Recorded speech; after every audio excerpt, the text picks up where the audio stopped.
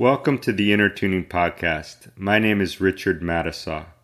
This podcast focuses on the life story, teachings, and sounds of Sri Shyamji, the founder of the Chakra Institute and creator of the InnerTuning system for sustainable psychological and spiritual growth.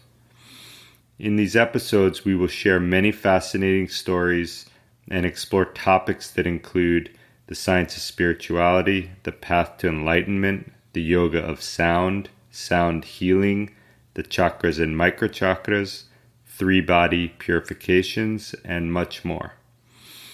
To learn more about the Chakra Institute and Sri Shyamji's workshops, visit the website chakrainstitute.com. In this inaugural episode of the InnerTuning podcast, we will speak with Sri Shyamji about how sound has been an integral part of his life journey.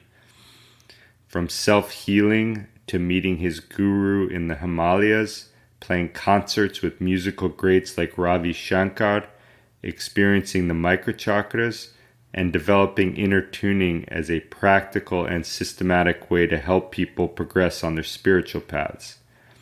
In this episode, we will also learn about Sri Shyamji's childhood in India and how he came to the U.S. in the first place. So let's jump right in. Sri Shyamji, can you tell us how you first got interested in sound? I got interested in sound because I was born with double pneumonia. And all my childhood, I experienced chest pain. And my father, being eye surgeon and knew all kinds of doctors, they just couldn't do anything.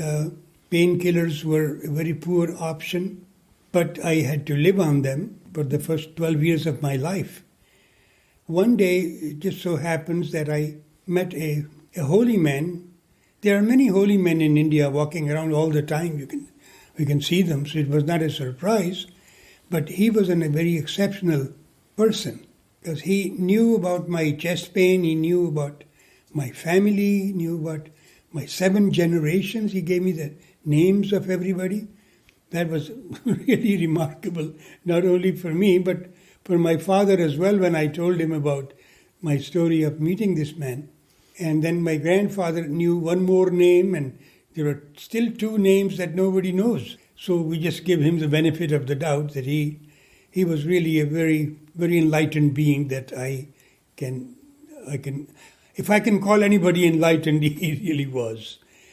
And meeting him just changed my life because he taught me how to breathe and how to make sounds. 2 things gradually improved my breathing, my chest pain. And whenever I would forget to do them, it will come back. It would come back even now if I don't do my sadhana, my spiritual work properly. So that's how it began. And where in India were you and how did you meet him? Well, the first 11 years of my life, I was in an area which is at the border of Afghanistan. My father had a big eye hospital of his own.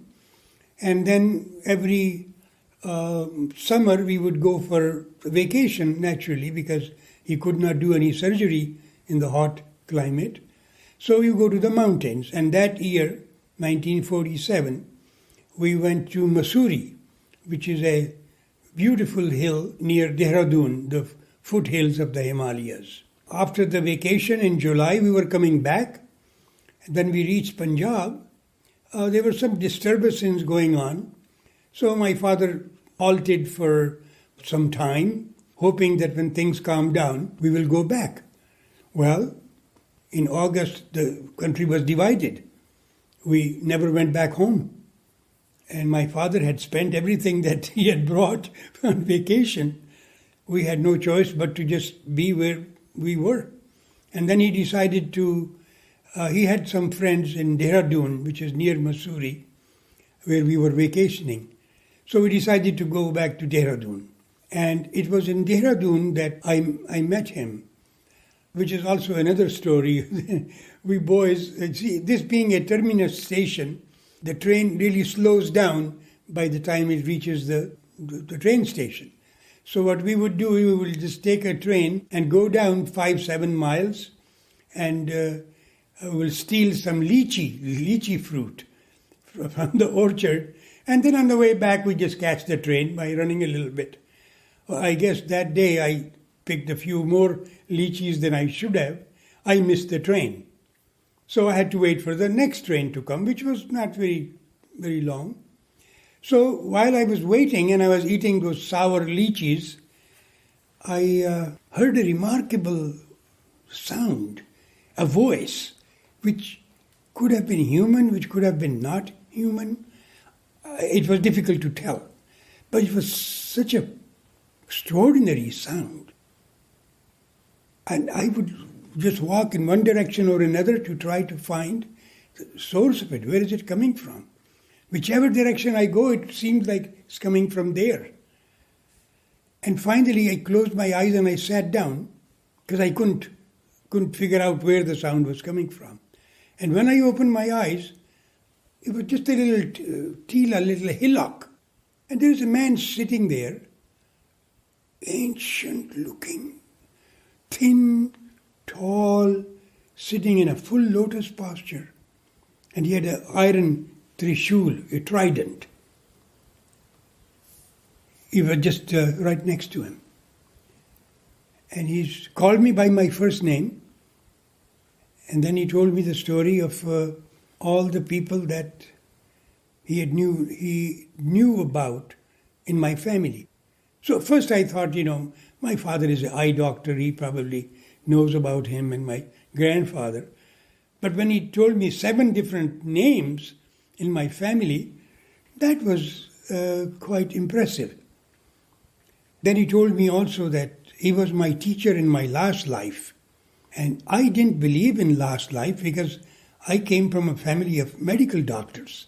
They don't believe in last life. So I just laughed it off. And then he said to me that next Saturday, if you have a chance, go to this particular place.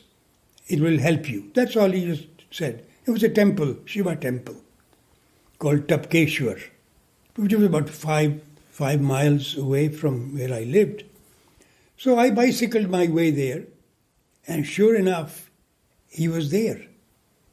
And then that was the day he gave me my first mantra, a breathing exercise, and how to make the sounds.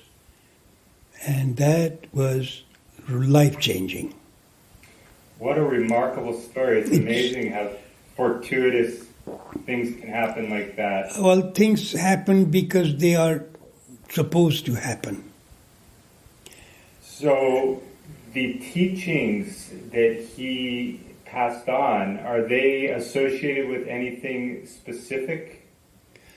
Well, he used to call it naada yoga, but when you read the texts of naada yoga, they don't really tell you how to make sounds. They just tell you that there are some sounds that when people do spiritual work, they begin to hear some nadas, some sounds that open up, sometimes a flute and sometimes a chirping of the crickets, or when you sit to meditate, all kinds of sounds, they do happen. But he just taught me that don't go by the books, but when you will be sitting and doing your work, you will start to hear some sounds, so don't get afraid or anything. Because I was just a boy. I was nearly 13 years old when I met him on May 12, and I was born on June 15. So I was just a month short of 13. But I liked the way he approached me and the way he taught. It was just unbelievable. That's all I can say. And the effect of his teachings, precise, concise, and very short time to spend, not sitting for hours to meditate, because he taught me that the voice can produce an element called Surya Akasha. I tried to look for that word in Naada Bindu Upanishada, in the other tantras that deal with sound. Nowhere do I find that word, Surya Akasha. Akasha, I knew about it, the fifth element in the yoga system that you have, the 5 chakras, for example. The 5th chakra deals with the element of Akasha. But that the voice can produce Surya Akasha, that I did not know. And I did not produce Surya Akasha for 16, 17, maybe 20 years. It was in my 30s that I first time could identify with Surya Akasha that he was talking about. Because when he chanted, it was a wave of Surya Akasha. And I thought, I'll never be able to produce that kind of an effect from my voice. He was ancient and still he had such vibrant voice. It's absolutely incredible. Nobody knows his age. I mean, people had stories about it. Some people thought he was 150 years old. Other people, Indian people, they believe in everything. 200 years old, some people said. And when I asked him about his age once, he says, "You can ask me better questions." That's funny. Well, you bring up so many interesting topics, and throughout the episodes, we're going to have a chance to go deeper in the topics, Surya Akash, the chakras, the teachings that you learn, the teachings that you also pass on, and all of this material is so fascinating and ripe that it's exciting to initiate these introductions and then to be able to go a little bit further in them as we continue the podcast. A question that comes up here for me is, how long did you stay with your teacher, and then where did you go from there and continue working with sound? Well, I would go to collect milk in the morning. That was my duty, nearby. I would go on my bicycle. That would take me an hour because of driving and coming back. So I had a friend who was very poor in arithmetic. So I would help him solve his arithmetic problems, and he would go get the milk while I will go to the temple. That was a deal we had. So after 3-4 years, my father kind of suspected something. That there's something he's doing that is not kosher, like you say. So he thought maybe I was having some kind of a girl somewhere that I visiting or something, whatever he thought. So he told my eldest brother, "I'm sending him to you. He will do the high school in your town." So I had to leave that town, and that was in 1951. I met him in 48. So September of 1951, I went to this little town called Pilibhit, and my eldest brother was a doctor there. And of course, I did my practices, and my teacher knew it anyway. He said to me that next month you will be going. That was in August. He said, next month, no, he didn't say you'll be going. He said, from next month I won't see you. I was shocked because I didn't know that. At that point, maybe my father didn't even know that. But he knew that I won't see him anymore. So I'm wondering, a lot of people I know, and including myself, we learn from teachers, and then when that teacher's not available anymore or we move on, we feel like we aren't necessarily able to progress as well. How were you able to take that material from a few years and work with it going from there, and where did it lead you to? Did it make you travel? Did it need you to work with music? How did it progress for you to the next stage? Well, the next stage was my belief in him and his teachings. And of course, the first year without him, I used to cry a lot. But after that, I got used to the idea that I don't have him anymore, but I have his teachings. So I became actually more particular about his teachings because I didn't have him to depend on. So in a way it turned out to be good in the hindsight. And then after the year of high school in 1952, I moved to a town called Bareilly, where the government gave us 0.5% of all the property we had left behind in Pakistan. So we got a house and 100 acres of land in a small little village. So my father moved from Dehradun to Bareilly, which was about 30 miles from the town where my brother was. So I moved to Bareilly. I went to Bareilly College. That's where I met some great friends, really, namely Pandit Jagdish Mohan, a great singer, and also a fantastic poet and artist, Harish Johari, who later on I brought to America, and we had many, many workshops together. And my relationships are very, very long-lasting. I mean, yeah. So then I stayed in Bareilly for 2-3 years, and after that I did graduation privately, taking Harish to be my teacher for philosophy. Philosophy and history were my major at the time. So I lived in Bareilly most of the time, and we traveled a lot with Harish in the poets' concerts and music concerts. So I had good taste for poetry, Urdu poetry especially, and of course philosophy.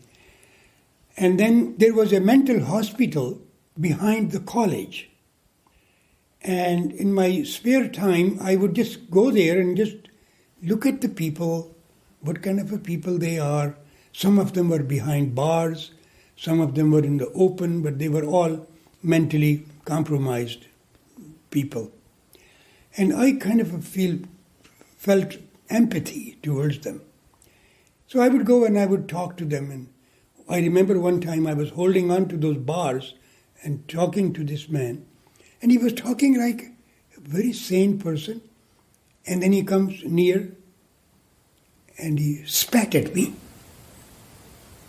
So my wife myself said, my God, he's really crazy. That's why they probably have him behind bars. But I kept on going there. And finally, he started to open up to me. He told me his whole life story and so on, how did he get there. Then the psychiatrist who was supposed to be on duty, he saw me several times coming there. So he asked me, he said, what are you doing here? I said, I'm a student of philosophy and psychology is part of my course, and I thought I will see if I can learn something about people who are mentally compromised. He said, you are very talented. I said, why? He said, this man has improved in the last 3 months more than my drugs have done anything for him. So you have a talent to talk to people who are mentally compromised. And not only him, there were 2-3 other people as well. I mean, you can't impress a psychiatrist by talking to one of his patients. So he gave me a letter for my professor that, that this man has ability to be in the field of therapy. And that letter helped me a lot in my life because my brother had applied for my immigration to the United States when I was 12 years old. And he was in Stanford at the time. So after, in 1958, I got a letter from the American Embassy that was 12 years later, that if I want to migrate to the US, I can get the green card, so to speak. And in my resume that I sent, that letter played a very good role. So I had no difficulty getting a green card. And that's how I came to America. That's amazing. When you came to America, were you playing music, or how were you working with sound when you came to America? And how did you start teaching? Who was your first student? I actually never took any music lessons. I was very fond of listening to raga music. My best friend was Jagdish Mohan. He was like a giant of a singer. So I would, listen to him sing all the time. I'll be sitting on the handle of a bicycle. He's driving the bicycle, and I'm just holding on, keeping the rhythm while he's singing. That's how my ears got trained in listening to music so closely. And I had another friend who was a flute player. So my ears were very, very trained to appreciate music. But in terms of playing something, I had no talent to be a musician. But I used to play tambura, which is a background drone instrument that anybody can play, really. But some people can play better, of course. So one story is very important to share with you. Allah Rakha and Ravi Shankar, the two great Indian musicians. Of course. Ravi Shankar, sitar player. I arranged a concert for them in San Francisco, and that was the largest concert he had ever played outside of India. 3,300 people. Nobody knew him. So, but I loved the sitar music, so I thought people should be able to hear it. And I had about friends of about 100 people or more, and we made all kinds of paintings of theirs, put them in the North Beach and everywhere in San Francisco. We had 3,300 people. Hall was full. He was so taken that he spent one night with me in my apartment in San Francisco. And in the morning, I usually get up early and I do some chanting. And I play the tambura for my own, shall I say, sadhana. Later, during the breakfast, their breakfast starts around 11:30, 12 o'clock when they wake up. I wake up at 4:35 in the morning. So, but he got up to go to the bathroom and he heard some sounds coming from my bedroom. So he just heard them for a few minutes and he went back to sleep. So he was telling me, he says, "What instrument was that you were playing?" I said, "It was tambura." "No, tambura doesn't sound like that." I said, "Well, that's the way I play it." So he just took a note of it, and then he went to London from there. As it turns out, his star had just started to shine, because the first time 3,300 people in San Francisco, and the following week he goes to London, and George Harrison, one of the Beatles, they came to a small concert he was doing in a basement of a museum, because he was not very well known in England. And he became his disciple, and Ravi Shankar became a household name. The Beatles are your disciples, you get the popularity. When he went back to Bombay, he wrote me a long letter. He says, "You have changed my life." And I got an invitation now to play sitar in Carnegie Hall, and I am coming there in September such and such date. And I'd like you to come and play tambura with me. Wow. What was that like? I didn't believe it. Why would I be playing in Carnegie Hall? My Guruji alone will know. Because I had no idea that it will go that way. So I left San Francisco. I wanted to leave San Francisco anyway.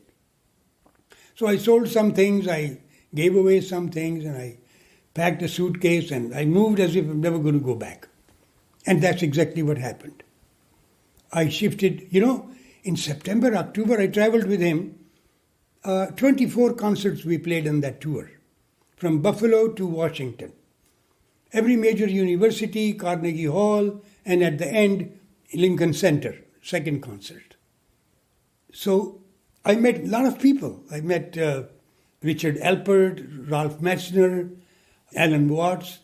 No, Alan Watts I knew in San Francisco. What's his name? The poet, the vulgar poet, very famous, Allen Ginsberg. All these people, they were in the concert. So they gave me their phone numbers and so on and so on. So now Ravi Shankar left, and it's the month of November. Now I'm asking myself, nobody is there to pay for my hotel anymore. Where do I go tomorrow? Because excitement was over. I have no place to go to. I have no work. But I have some money, yes. So, Ralph Messner, he took a liking for me. He says, why don't you come to Castelia Foundation in Millbrook, New York, where I'll introduce you to Timothy Leary, who is doing research on consciousness through psychedelics. And you could do weekend workshops with sound. So, and I will make the study, the difference in the state of awareness through sound and visual. There was another artist over there. He used to make slides of different yantras. So he will be showing the slides and I'll be playing the tambura. And people are clean, totally clean, no smoking, no LSD or anything. Just plain sounds and visuals. So they were making studies of that, and it went on about 5-6 weeks. So that's how I met the psychedelic group, so to speak. At that point, I decided I'm going to go back to India for a while. Because I had the money I had saved. I spent a whole year in India. To be exact, 364 days. Because I had a green card, which did not allow me to go for more than a year. And that year was an eye-opener. I traveled a lot. I taught in a school, the problem children. A lot of things I did in that year. And then in one of my visions or meditations, my Guruji appeared, and I asked him, I said, what am I going to do? And he said, go back to New York, play tambura and chant. That's all he said. How did you transition from tambura as an accompanying instrument for musicians to using it with your sadhana or to work with others? And was there a moment where you had a first client that you started to experiment with? That's another story. I am living $95 a month in a 5-room walk-up, 236 West 10th Street in New York, West Village. And there are 2 apartments on that floor. One I'm renting and one smaller one, a lady who lives there by herself. A lady in her mid-50s maybe. And sure enough, she was just telling, downstairs was a health food store. And I would buy my groceries there. I met her there, and she could not carry her groceries, so I would take her groceries to her apartment. 2 or 3 weeks later, she says to me, I take a lot of painkillers because I have arthritis of the spine. But in the morning, when I hear these sounds coming through this wall, it feels so good that she says, yesterday, for example, I wanted to sit snug against the wall because the sounds that were coming, when I felt them with my spine, my pain relieved. So she says, is it possible that I come and sit with you when you are playing this instrument? Because it might help me more. So then I had to say to her, I said, you have to sit with me. You have to wake up early, of course, which you do. But you have to really have a bowel movement, take a shower. You have to clean yourself and put some fresh clothes on before you come to my apartment at 5 a.m, That I didn't want to say no, at the same time I didn't want to say yes. So I made it conditional.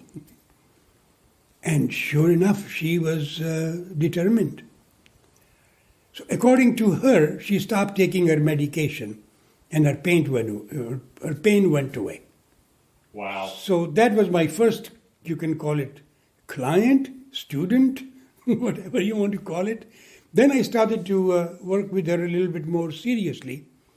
And I would play tambura with my one hand and work with my right hand on her spine, just to relax and massage some of the pressure points I knew about in the yoga system. There are marmas all over. So I thought, that will help.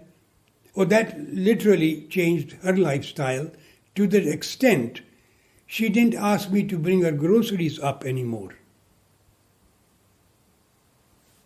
which was a good thing for me.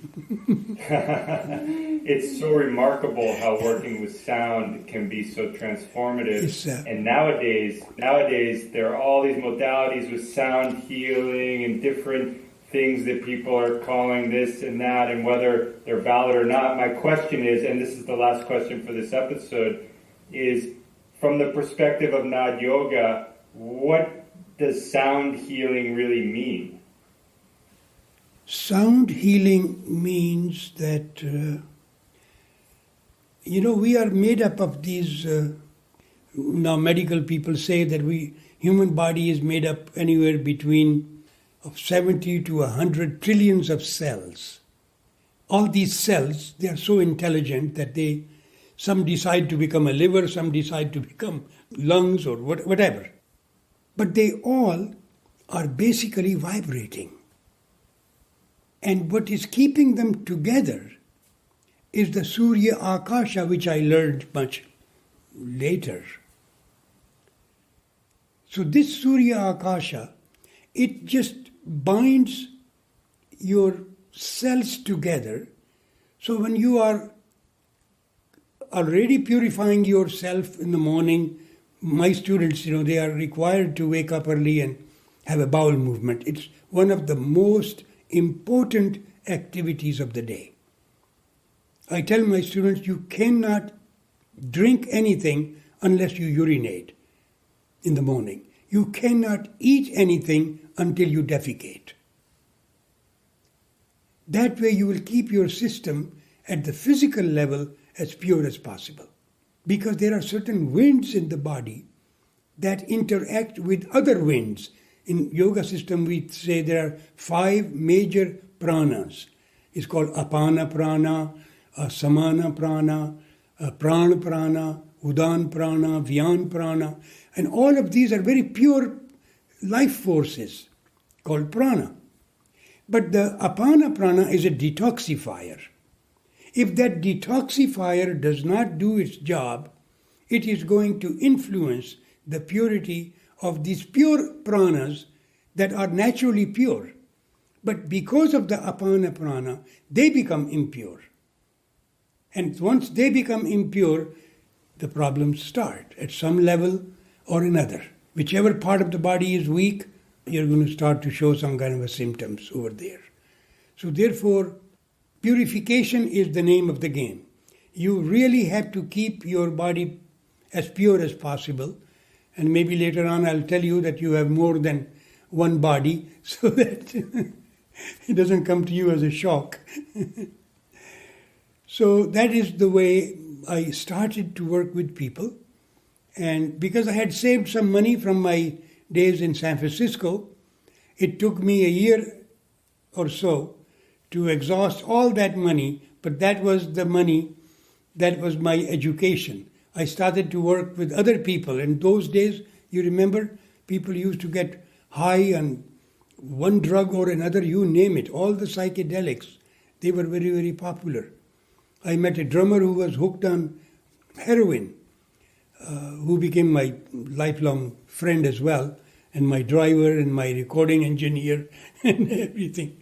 So all these people came into my life because of my work. And I must have been seeing 20, 30 people a day, helping them overcome their addictions, and all for free. Since a lot of the listeners are not familiar with Surya Akash and definitely not familiar with the direct experience, Is it possible for you to share a short chant in closing this episode that might allow people to have that experience? Well, I will chant a mantra in two different ways. One is the way most people are chanting, and one is the way that a naada yogi should be chanting. Same mantra in two different ways.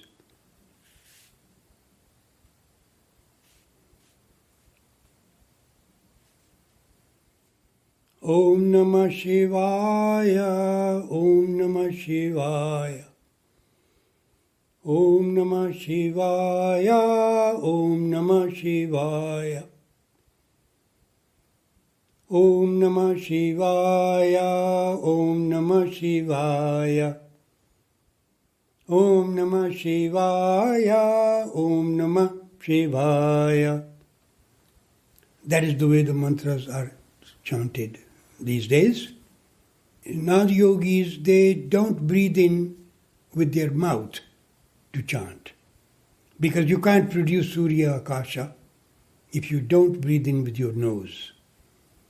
Because mantras are sacred sounds and they need pure prana. Pure prana you inhale with your nose, not with your mouth. When you breathe with your mouth, the air goes directly into the lungs and down. When you breathe in with your nose, the prana first goes to your brain, then goes down. So if you want to grow spiritually, you better start to learn to breathe with your nose. Now I'm going to chant how a mantra should be chanted. Namah Shivaya. Om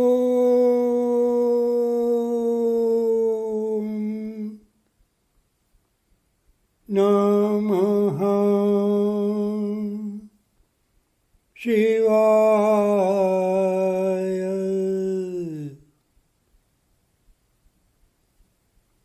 Namah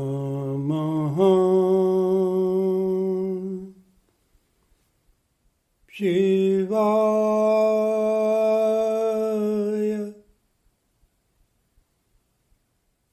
Om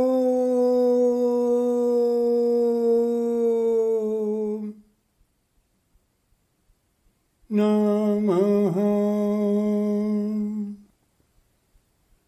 Shivaya.